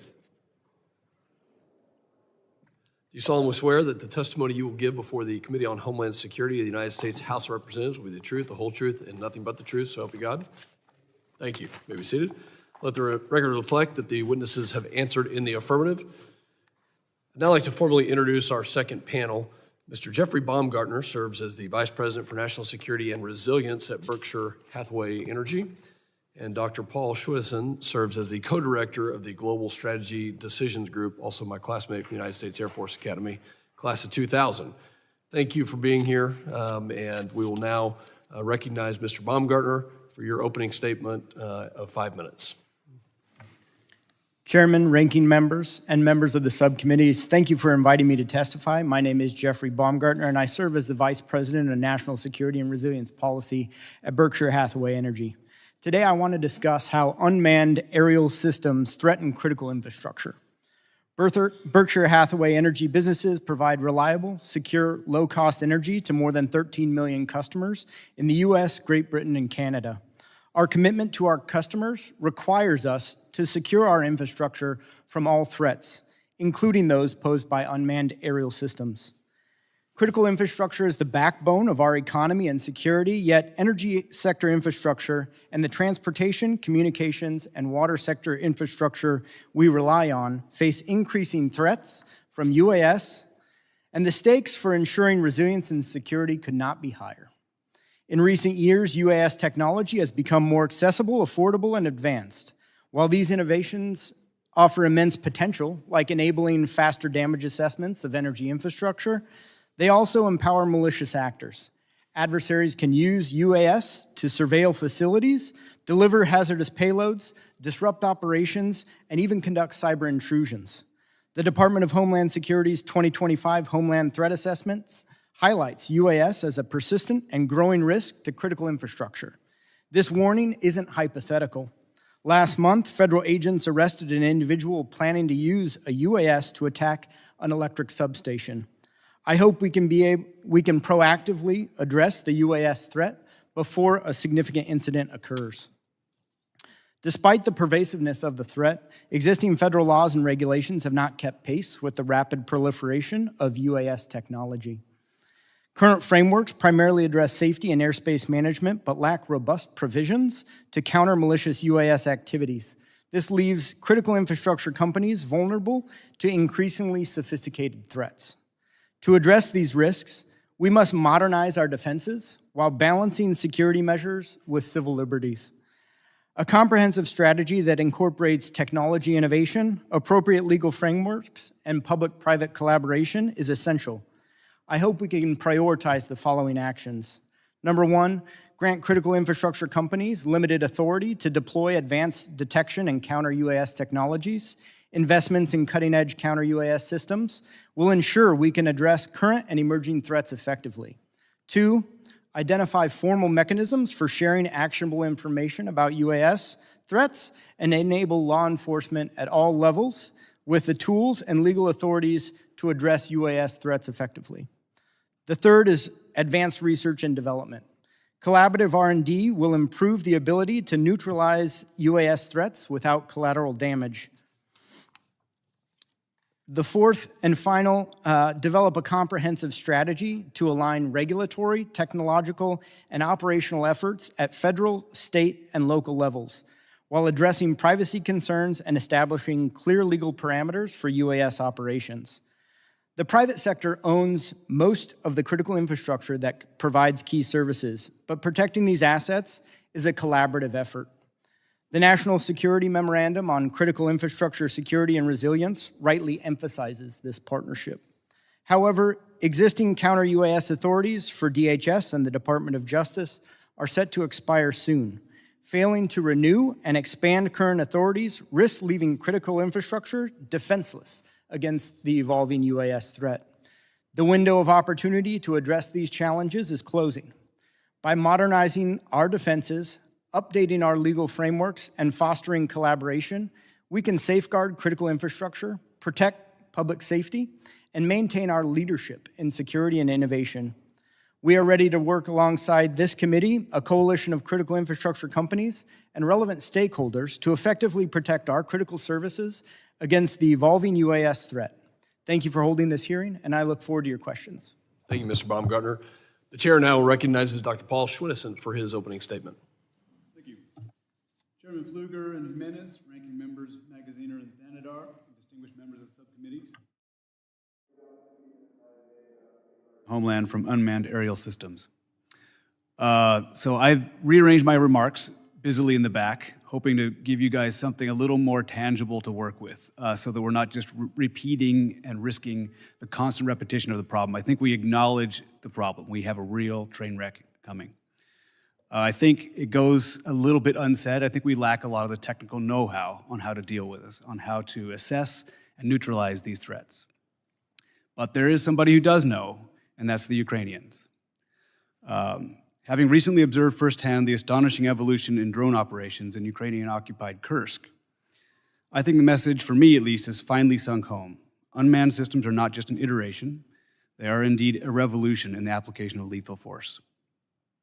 The world's most advanced weapons and tactics are being developed and deployed at scale in the Ukraine-Russian front at remarkably low cost and without central direction.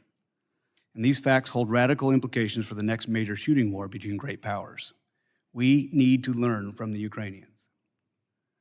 The United States is rapidly losing its strategic military advantage in this new technical environment. There can be little doubt that China, North Korea, Iran, and other emergent powers are eagerly sending observers and technicians to the front lines in occupied Ukraine to very carefully note the revolution in weapons delivery and to adopt it into doctrines which seek to invert the military strengths of their larger, better equipped, better trained Western geopolitical adversaries. We need to learn from Ukraine. In short, the rules of the arms race have been fundamentally rewritten to favor small, cheap, easily mastered weapon systems. More important still, these disproportionate advantages are not a one-time effect. They amplify in a positive feedback loop through each iteration cycle. New tech gets better exponentially faster and is deployed far more quickly than legacy countermeasures. In Ukraine, the source of this immense innovation reservoir is the highly adaptable, highly diffuse emerging engineering base of Ukrainian technicians. Uncountable tech workers routinely work full days in their civilian capacity, then leave their jobs to go work in pop-up tech facilities until late at night. The whole country is on deck. They have created an ecosystem of invention, a web only loosely coordinated through the Ministry of Defense. The advances in hardware and software they produce are channeled into a robust system of decentralized training facilities. And in less than 3 weeks, an FPV drone operator can be mission ready. Operators with no previous battlefield experience have been credited with as many as 1,500 confirmed kills. The disproportionality is vast. And this is perhaps the main takeaway in a total war peer-to-peer scenario. If technology allows one side of a conflict to impose extraordinary damage on the exquisite, expensive, difficult-to-master weapon systems of their adversary, and can do so at a fraction of the cost expended by their enemy, it doesn't require an economist to see where that leads. It is easy to be a critic, but I am convinced that the United States and its NATO allies have a very narrow window of opportunity to address this major shift in comparative advantage. Current operations in Ukraine have shown what a scrappy, innovative force can do to a large, hidebound military machine. It would be well to take note. So some of the scenarios looking forward. I think the most likely is that the U.S. will fall behind the leading edge of UAS development and deployment and will only start to respond in the aftermath of a crisis, and we're seeing some of that already in New Jersey. We don't need a Pearl Harbor or a 9/11 to wake us up. We're already awake. We need to deal with this now. So the best case is possibly, conceivably, that we can avoid this kind of depressing scenario through a well-orchestrated demonstration. Historical examples such as the sinking of the Ostfriesland, Air Force people know this well, show that it is sometimes possible to break entrenched paradigms by publicly demonstrating the current system's vulnerabilities. When understood by the right audiences, these demonstrations can shift doctrine development and tactical training in new and constructive ways, preferably before the lessons are learned the hard way. We need to learn from Ukraine. It's time to get a task force to mop up information, go out there, sponge this stuff up, and learn from what they're doing, and learn this information from in theater and get up to speed as soon as possible. Thank you. Thank you, Dr. Schwinneson. The chair will note that we had a third expert on the panel, Mrs. Cathy Lanier from the National Football League, unfortunately unable to join today. However, the chair asked unanimous consent to enter Ms. Lanier's testimony into the record. Without objection, so ordered. Now recognize myself for 5 minutes of questioning as we did prior. Dr. Schwinneson, I'd like to focus on something here. Policy versus technology. What is our issue right now? Is it not enough technology? Is it not keeping up with the technology? As you mentioned, maybe we're being outmaneuvered in a lot of cases by the Russians, and the Ukrainians may have some information that we can learn from. Or is it a policy issue here as we protect the homeland, or is it both? Yeah, I do think it's both. I think it's a combination of the two. I think we have created a policy thicket of bureaucracy that basically stifles the innovation space, right? I do think we have a technical know-how problem, or at least we know for a fact that Ukrainians have a technical know-how solution, right? And I think if we're able to reduce some of the bureaucratic barriers to innovation, allow people to tinker and experiment and learn at the operational military level, this needs to happen like yesterday, right? We can't do the same old business of doing a 2.5-year request for proposal and wait for things to come back. We just can't do this business as usual. We do not have that time. As we sit here, you listen to the testimony. We currently have UASs flying over New Jersey. We heard from Mr. Smith in New Jersey that they were flying over Coast Guard vessels last night. How is this possible? Why are we not responding? What do we need to do, and what actions need to be taken? Yeah, that's a very difficult one to answer. Of course, I can't speak for them, but I have a suspicion that people are frozen with fear of what would happen in an administrative situation in which they took action and they were punished for doing so. That they shot down a drone, God forbid, and the debris hit somebody's house, and all of a sudden they're on front page news. And so people are acting out of a sort of sense of self-restraint here, which is being promoted by our policy environment. So when it comes to technology, we need to focus on our offensive technology, lessons learned in the Ukrainian conflict where they're leveraging UAS systems everywhere. We need to focus on our counter-UAS technology, and our policy needs to improve in order to counter it and give the authorities that we need while protecting privacy of citizens here. Yep, I would say so, absolutely. I'll come back to you in a second. Mr. Baumgartner, what's the most catastrophic event in the energy industry, critical infrastructure, that we need to be thinking about and planning for to prevent? I mean, luckily we haven't seen a significant incident. I think from an imagination perspective, certainly something with a payload like the gentleman from Tennessee who was planning an incident to drop a payload into a substation. You could imagine that at a larger scale and impacting or identifying more critical infrastructure from generation to substations, or even on the pipeline side, a liquid natural gas import-export facility. So my district, the Permian Basin, 6 million barrels a day, needs to be protected, and the authorities, in some cases, as you recommended in your testimony, should be delegated to private companies, in some cases, to both identify and also mitigate if needed. I think that energy infrastructure in your district should be considered to be protected. Now, how that gets to a place where we can do that as the private sector, there are probably steps to get there. We have great relationships with local, state, federal law enforcement, and are happy to take an intermediary step to work with them to ensure that we understand the technology, the appropriate technology is in place, and we can implement that technology in a future state. Thank you. Dr. Schwinneson, we'll go back to the services for a second and the race for technology. Let's focus on the Air Force, our alma mater, the Air Force Academy. How would you characterize the responses that we're seeing out of DOD, specifically the Air Force? Are they doing it fast? Is it neat in its approach? Or is it just average? Yeah, right.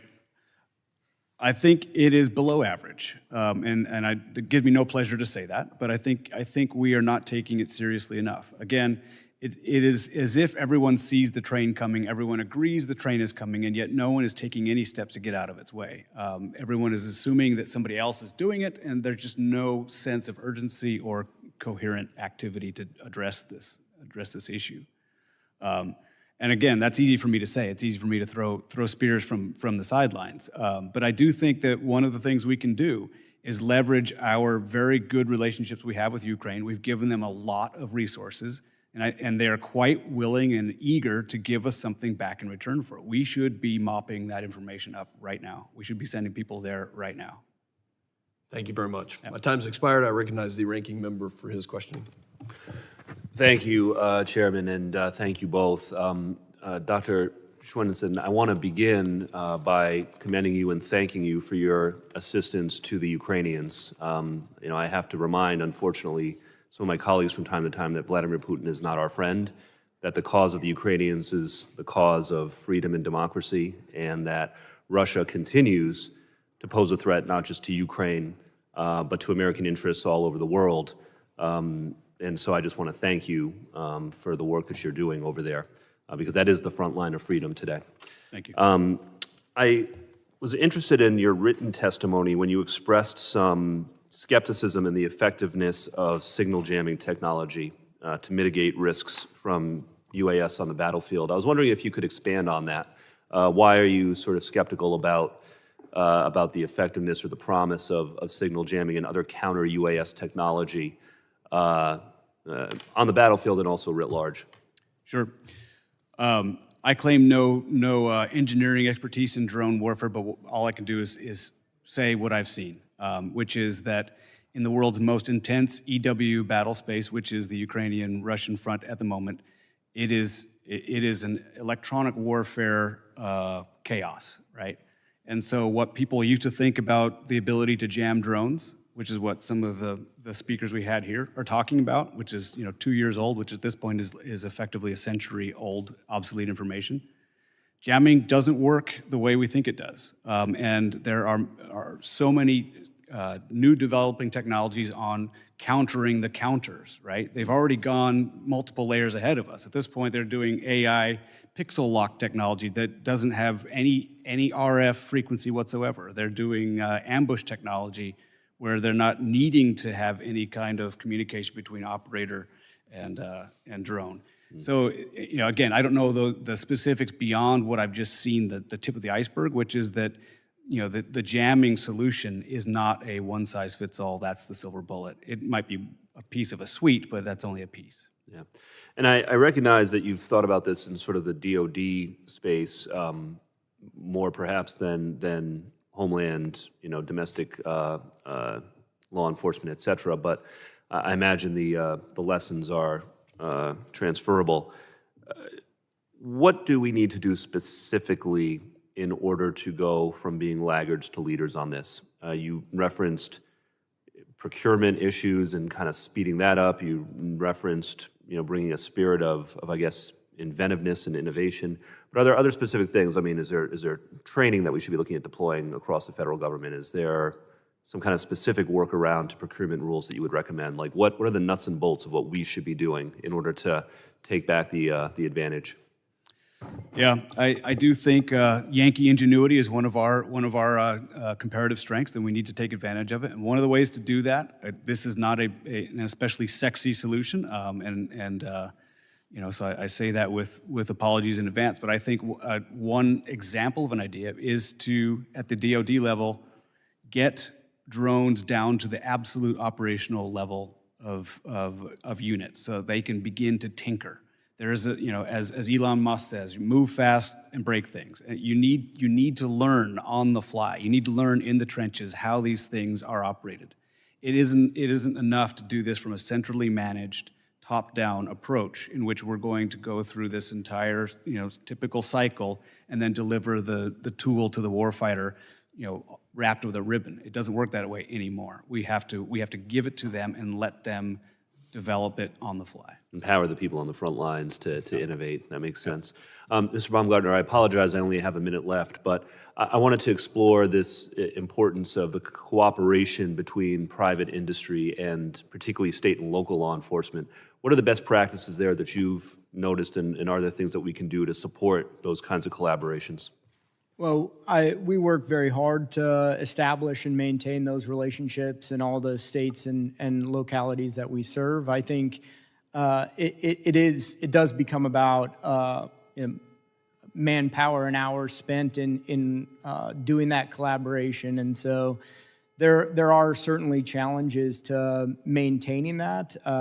But I think fusion centers are a great opportunity to engage in a wide variety of state and local efforts at one location. I think there are other similar opportunities, like in our sector, we have the Electricity Information Sharing and Analysis Center that also convenes those state and local partners in a regional fashion, and we're able to effectively have those conversations and maintain those relationships in that forum as well. Thank you both. Thank you, Ranking Member, and I recognize myself for 5 minutes, and I'm not going to take 5 minutes, but Mr. Swenson, I totally agree with you that we have a problem here in the United States in dealing with these systems, not only for warfare, but also for protecting the homeland. I would think that what part of the problem is that you got $500,000 in the FBI. I'm sure you have $500,000 in some other agency, and you got all these agencies working on the same issue, and then it's not really centralized. There's no planning, et cetera. Maybe airports are trying to do their thing, and the FBI is trying to do their thing, and Customs and Border Protection trying to do their thing. Would it be beneficial to try to put this all together and just focus on the unmanned aerial system threat in the homeland? I have to say I lean that way. I hate to beat a dead horse here, but the Ukrainians have once again shown some ways to deal with this. They have stood up their entire separate new force, very much like the Marine Corps or the Air Force. They've set up the Unmanned Aerial Systems Service in the Ukrainian Department of Defense in order to do precisely that, in order to address this entire new sector of technology and how it's to be developed and applied. Probably one of the advantages that the Ukrainians had is that they had no Air Force, basically, right? And so by necessity, they needed to come up with something different that actually combated the threat. We have an Air Force. And unfortunately, what happens is that you have the resistance to change, and UAS, unmanned systems, et cetera, are a threat to the people that fly the planes, okay? And so we do need to look at this in an entirely different way. And so not only on the DoD side, where we do need to have the private sector innovate, and the RFP should be, hey, I want to knock out, I want to sink Chinese ships, all right? And just simple as that. If you ask DoD to do that, they'll come up with an aircraft carrier that costs $10 billion and all these systems. The Ukrainians are sinking Russian ships in the Black Sea with little boats with maybe 500 or 600 pounds of TNT on them. A whole bunch of them can't possibly take them all out, and basically, boom, no submarine, because that's the other thing we'd look at. Well, maybe we need to have these really expensive submarines with torpedoes and stuff. The old way of fighting war. We need to look at the new way of fighting war. But here it's Homeland Security. Look, I'm convinced that we're going to have a problem. We'll wake up when something happens, because that's always what we do. And we should be waking up right now. And so one of the things maybe that we should be looking at is how do we centralize a Homeland Security kind of focus on unmanned systems and how we protect all our infrastructure, airports, the energy system, our electricity, our grid, all of that is vulnerable. And so that's all I have to say, and I'll yield my time back, and I recognize the gentleman from New York, Mr. Diaz-Esposito. Well, thank you, Mr. Chairman. Dr. Swenson, I know it was discussed earlier, and I wish some others on the other side were here to listen, because sometimes when we talk about Russia, China, and Iran, we're referred to as fearmongers. But the proliferation of drone technology from foreign adversaries like Russia, like China, like Iran, has impacted conflicts across the globe. What is the risk of such technology being transferred or replicated by domestic actors in the United States or by transnational criminal organizations across our borders? And how can we disrupt these supply chains? Well, the risk is 100%. I mean, it's if it hasn't happened already, and I'm sure it has, but if it hasn't, it's about Definitely has. Right. How do we mitigate it is again, that this is the elephant in the room, and I think the only way to mitigate these kinds of threats is to out-innovate the threat itself. This is something that we've been traditionally good at. It's something we have the technical know-how and the capacity to do. But right now we have not opened the gates. We have not gotten our juices flowing, as they say, to address these threats and out-innovate the threat. Thank you.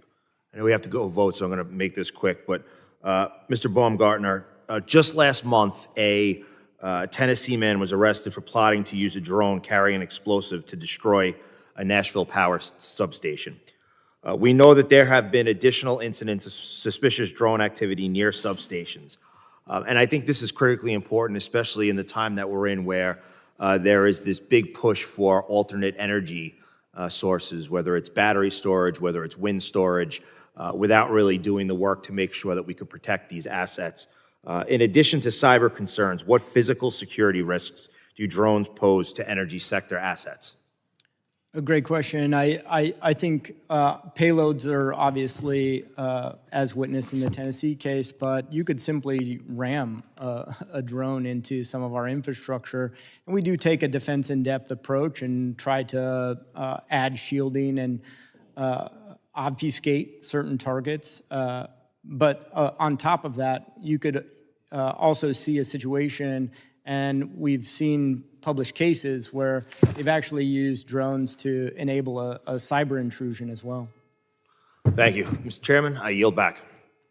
Thank you, gentlemen from New York. I thank all the witnesses for the valuable testimony and the members for their questions. The members of the subcommittee may have some additional questions for the witnesses, and we would ask the witnesses to respond to these in writing. Pursuant to Committee Rule 7D, the hearing record will be held open for 10 days. Without objection, this subcommittee stands adjourned.